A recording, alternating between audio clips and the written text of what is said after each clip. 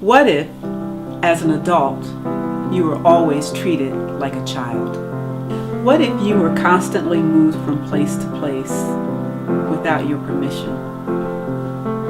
What if you were always viewed as a client? What if you had no friends? What if you were viewed as a menace to society? What if you had no personal possessions? Imagine there's no heaven. We are Citizen Advocacy of Atlanta and DeKalb, and we are building community one match at a time. No hell below us. Above us only sky. How are you? I'm good. Thanks for letting me come into your lovely home.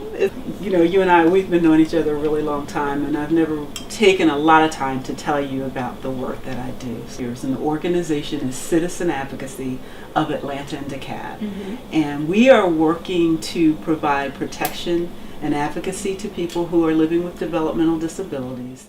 We've been around for about 40 years now, in a very low profile way. Thinking about how ordinary people can engage in meaningful ways in the lives of people who have disabilities. It's Citizen Advocacy of Atlanta and DeKalb. And the citizen piece of that is as important as the advocacy piece of that. Citizen advocacy is an opportunity to bring two very unique things together. We actually go about our business of engaging ordinary people to rise to the occasion to do sometimes extraordinary things on behalf of their neighbors. So citizen advocacy really came about as parents back in the late 70s were having a collective conversation around the globe about what's going to happen to my adult child with a disability when I'm no longer here. Citizen advocacy is just one way to answer what that problem is. We really think that local people can be empowered to do the right things on behalf of their neighbors if they are intentionally and specifically asked and invited into relationship and then supported to do so. So that's what we do. We get to kind of walk through our community, find people who are vulnerable because of disability, meaning that they may be facing situations of abuse or neglect or even social isolation. Because when we begin to think about what's worth doing,